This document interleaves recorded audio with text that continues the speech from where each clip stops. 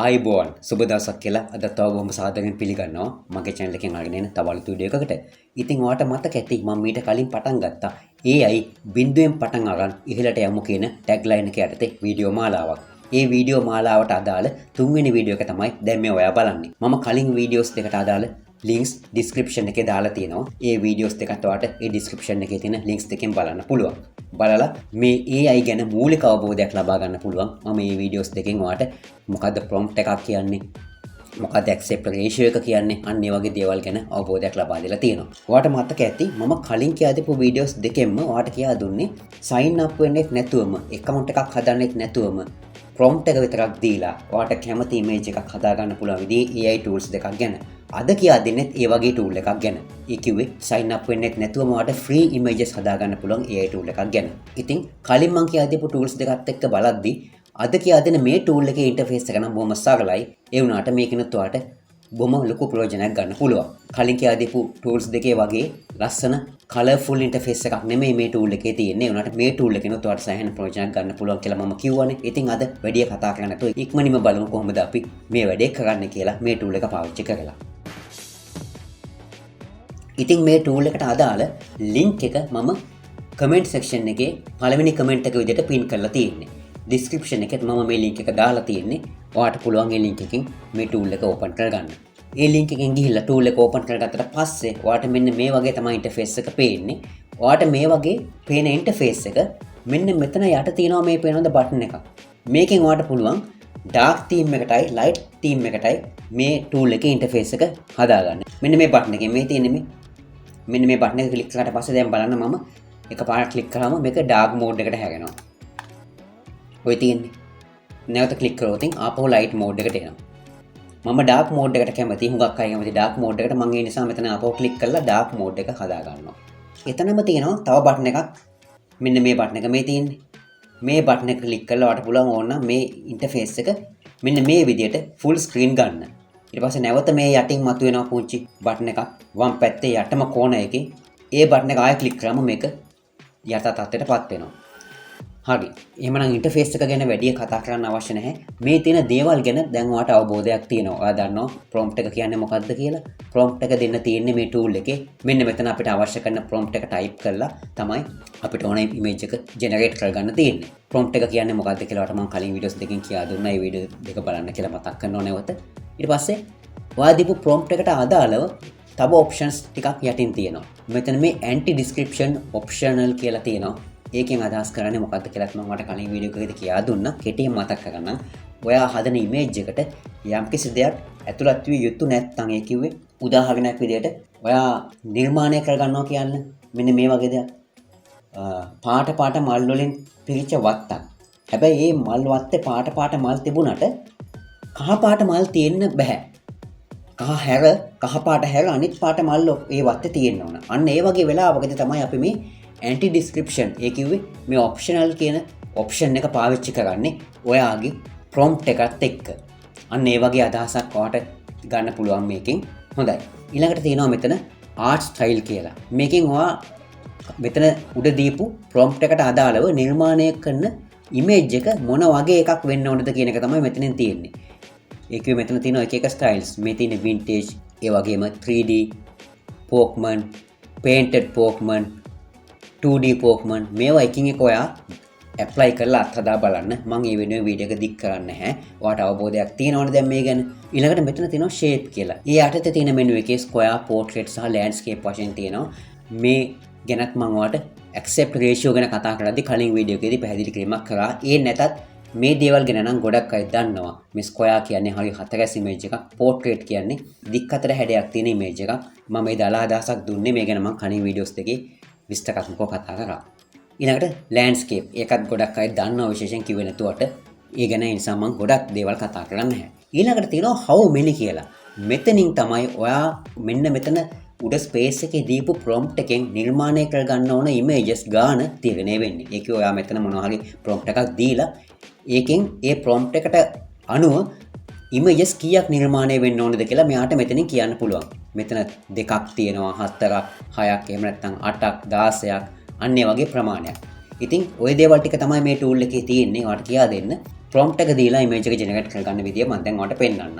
මම එහෙනම් මෙන්න මෙතන ප්‍රොම්ප්ට් එක ටයිප් කරන තැන මෙන්න මේ වගේ මම ක්ලික් කරලා මොනවා හරි ඔයාලට මේ ගැන අවබෝධයක් දෙන්න ඕන නිසා දැන් ඔයා මේ ප්‍රොම්ප්ට් ගැන දන්නවනේ. ඒ නිසා මම ඒ ගැන වැඩි කියා දෙන්න මහන්සි වෙන්නේ නැහැ. flying car in forest. කැලෑවක උඩින් පියාඹන කාර් එකක්. මම මේ කියා දෙන්නේ තාම AI වලින් ඔයාලට කරගන්න පුළුවන් මූලික දේවල් ගැන මම ඔයාලට කලින් මතක් කිරීමක් කරලා දුන්නා. අපි පියවරෙන් පියවර ඉදිරියට යනවා. මේ මූලික දේවල් ගැන තමයි ඔයාලට මම කියා දෙන්නේ. මුලින්ම මට ඔයාලට ඕනකම තියෙනවා sign up වෙන්නේ නැතුව account එකක් හදන්න නැතුව prompt එක විතරක් දීලා කෙලින්ම images හදා ගන්න පුළුවන් tools 4ක් මම මේ වෙනකොට ඔයාලට ගේන්න බලාපොරොත්තු වෙනවා. ඒකෙන් tools දෙකක් මම කලින් ඔයාලට අරගෙන ආවා videos දෙකකින්. අද මේ තුන්වෙනි tool එක. තව tool එකක් ඔයාලට ගේනවා ඉදිරියේදී. ඉතින් ඒ නිසා මම මේ AI ගැන ලොකු දෙයක් මේ videos වලදී කතා කරන්නේ නැහැ. ඉදිරියේදී තමයි ඔයාලට ඒ ගැන කතා කරන්න බලාපොරොත්තු වෙන්නේ මූලික දේවල් ටික ලබා දීලා. හරි. ඉතින් මෙතන අපි flying car in forest කියලා දීලා generate කරන බටන් එක ක්ලික් කරනවා. ඊට පස්සේ ඔයාලට පේනවා යටින් images දෙකක් generate වෙනවා. මොකද මේ දෙකක් generate වෙන්නේ මෙතන අපි how many කියන තැන දෙකක් දීපු නිසා. ඊට පස්සේ මෙයා මේ විදිහට මේක generate කරලා දෙනවා. අපි එතකම් බලාගෙන ඉමු. ඔයාගේ ඉන්ටර්නෙට් ස්පීඩ් එක මත මේ ජෙනරේට් වෙන කාලයක් තීරණය වෙනවා. හරි. ඔන්න ඔය වගේ එකක් තමයි මෙයා නිර්මාණය කරලා දුන්නේ. flying car in forest කියලා. අපි නිකමට ඕන මේ prompt එක ටිකක් වෙනස් කරලා බලමු. flying car with wings කියලා දෙමුද? නිකන් අත්තඩු දෙයක්ත් එක්ක. flying car with wings කියලා අපි දෙමු බලන්න. flying car with wings in forest. එහෙම දීලා අපි generate button එක ක්ලික් කරලා බලමු. බලමු දැන් අපි මෙයා මොකද්ද වෙන්නේ අපිට නිර්මාණය කරලා දෙන්නේ කියලා. ඔය වගේ process වෙන්න පොඩි කාලයක් ගන්නවා අය. ඔන්න ඔය වගේ images තමයි මෙයා නිර්මාණය කරලා දෙන්නේ. දැන් ඔයාලට හිතනවා ඇති මේ නිර්මාණය වෙලා එන images නිකන් පෑන් එකකින් ඇඳපුවා වගේනේ. ඒකට හේතුව තමයි මෙතන art style කියන එකේ tattoo design කියලා select කරලා තියෙන්නේ. මේ තියෙන්නේ පේනවද මේ? මෙතනින් ඔයාලට මොන හරි වෙන option එකක් දැම්මොත් අපිට වෙනස් විදිහේ ප්‍රතිඵලයක් බලා ගන්න පුළුවන්. මම ඒක ඔයාලට කරලා පෙන්නන්නම්. මම මෙතනින් දෙන්නම් casual photo කියලා. casual photo කියන එක දුන්නාම මෙයා අපිට සාමාන්‍ය ජීවිතේ අපි දකින විදිහේ photos තමයි හදලා දෙන්නේ. දැන් මම casual photo කියලා මෙතන art style එක වෙනස් කරලා ආපහු generate කරලා බලමු මොකද්ද ප්‍රතිඵලය කියලා. ඔන්න ඔය වගේ දැන් පුංචි වෙලාවක් අරගෙන අපිට images දෙක generate කරලා දෙයි. බලමු ඊට පස්සේ කොහොමද අපේ ප්‍රතිඵලය කියලා. මේ තියෙන්නේ දැන් සාමාන්‍යයෙන් අතින් ඇඳපු එකක් වගේ නෙමෙයි. මේ තියෙන්නේ දැක්කද? දැන් වෙනස් විදිහේ image එකක් නේද ආවේ. අන්න ඒ වගේ. ඉතින් ඔයා මෙතන art style එක වෙන options දාලා මේක අත්හදා බලන්න. ඒ වගේම මේ shape කියන එකෙත් square portrait වගේ වෙනස් කරලා බලන්න. මෙතන how many images කියන තැනත් ඔයා ගාන වෙනස් කරලා බලන්න. මේ tool එකේ එච්චර ලොකු settings ප්‍රමාණයක් නැහැ. හරි. දැන් මම ඔයාලට පෙන්නන්න යන්නේ මේ tool එකෙන් අපි මේ හදාගත්ත images කොහොමද download කරගන්න කියලා. මම කලින් හදපු images දෙක නෙමෙයි මේ වෙලාවේ ඔයාලට පේන්න තියෙන්නේ. එක ගැටලුවක් කරගන්න එපා. මොකද මේ tool එකෙන් හදාගත්ත images download කරගන්න විදිය මම පෙන්නන්න වෙනම recording එකක් කරලා තමයි වීඩියෝ එකට add කරේ. ඉතින් ඒ නිසා තමයි ඔයාලට මේ වෙන images දෙකක් පේන්න තියෙන්නේ. ඒක ගැටලුවක් කරගන්න එපා. මම කලින් වගේම prompt එකක් දීලා හදාගත්ත images දෙකක් තමයි මේ තියෙන්නේ. හරි. දැන් පෙන්නන්නම් මම ඔයාලට කොහොමද මේවා download කරන්න කියලා. ඔයාලට මේ හදාගත්ත images වලට යටින් පේනව නේද? මෙන්න මේ තැන්වල මේ තියෙන්නේ. මෙන්න මේ තැන්වල මෙන්න මෙතන. ඒ වගේම මෙන්න මේ image එකේ යට මෙන්න මෙතන මේ තියෙනවා save icon එකක්. මෙන්න මේ icon එක උඩ click කරන්න. ඔයාලට මේ image එක ඕන නම් මේ image එක යටින් තියෙන මෙන්න මේ save button එක උඩ click කරන්න. නැත්නම් මේ image එක ඕන නම් ඒ image එකට යටින් තියෙන මෙන්න මේ save button එක උඩ click කරන්න. මම දැන් මේ button එක උඩ click කරනවා. click කරලා පස්සේ ඔයා දැක්කද මෙතන show private gallery කියලා. එතනට මේ image එක මෙම add වුණා වගේ පෙන්නුවා. දැන් මේක උඩ click කරන්න. මේ show private gallery කියලා තියෙන්නේ. ඒක උඩ click කරන්න. හරි. දැන් මේ images උඩට යද්දී ඔයාලට පේනව නේද යටින් තව icons වගේක් මතුවෙනවා. මේ තියෙන්නේ. එතනින් ඔයාලට පුළුවන් මෙන්න මෙතන තියෙනවා download icon එක. මේ තියෙන්නේ. මේ button එක උඩ click කරන්න. හරි. දැන් ඒක අපේ download folder එකට download වෙනවා. මේ තියෙන්නේ මම download කරගත්ත image එක. ඔන්න ඔය වගේ තමයි download කරගන්න මේ tool එකෙන් අපි හදාගත්ත images. එහෙමනම් මම හිතන්නේ අද කියා දීපු දේ ඔයාලට පැහැදිලි වෙනවා ඇති. අද මම ලොකු කාලයක් මේ වීඩියෝ එක වෙනුවෙන් ගත්තේ නැත්තේ.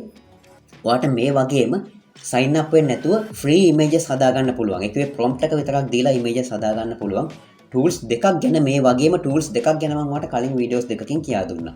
අද තුන්වෙනි එක හතරවෙනි එකකුත් එනවා. ඉතින් subscribe කරලා තියාගන්න අමතක කරන්න එපා. මේ වීඩියෝ එකෙන් ඔයාලට ප්‍රයෝජනයක් ලැබුණා නම් හොඳයි කියලා හිතනවා නම් like එකක් දෙන්න අමතක කරන්නත් එපා. comment එකක් දෙන්න. ඔයාගේ අදහස් දක්වලා ඔයාගේ comments තමයි තව content එකක් කරන්න ලොකු ශක්තියක් සපයන්නේ. ඒ වගේම ඔයා දන්න මේ වගේ දේවල් ගැන උනන්දුවක් දක්වන අනිත් අයටත් බලන්න මේ වීඩියෝ එක share කරන්න කියලාත් ඔයාගෙන් ඉල්ලනවා. මතක් කිරීමක් කරනවා නැවතත් channel එකට අලුත් කෙනෙක් නම් ඔයාගෙන් කාරුණික ඉල්ලීමක් කරනවා subscribe කරලා තියාගන්න මාත් එක්ක දිගටම ඉන්න මේ වගේ වීඩියෝස් බලන්න. එහෙමනම් බොහොම ස්තුතියි වීඩියෝ එක නරඹුවට. සුබ දවසක්. ජය වේවා ඔයාට.